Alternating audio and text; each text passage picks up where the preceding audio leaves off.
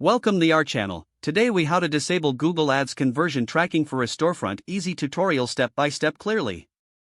To disable Google Ads conversion tracking for your storefront, start by signing into. Once logged in, navigate to the Tools and Settings icon in the upper right corner.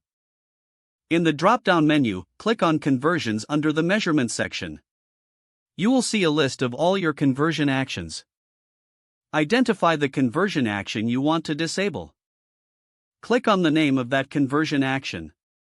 On the Conversion Action Details page, look for the option labeled Status. Click on the current status, which will usually display as on.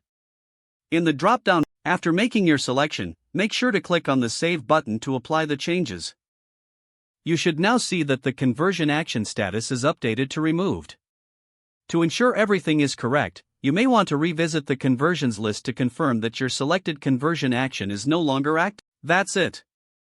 You have successfully disabled Google Ads conversion tracking for your storefront. If the page does not load, refresh the browser or try again in a private or incognito window.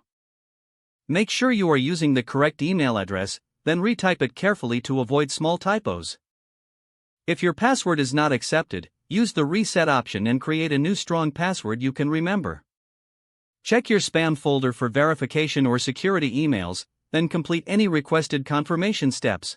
Enable two-factor authentication if available to improve account security and reduce unauthorized access. After signing in, review your profile details so your contact information and settings are. If you see an error message, note it down and try again after restarting your device and internet connection. Log out when you finish, especially on shared devices, to keep your account and payment information secure. If the page does not load, refresh the browser or try again in a private or incognito window. Make sure you are using the correct email address, then retype it carefully to avoid small typos.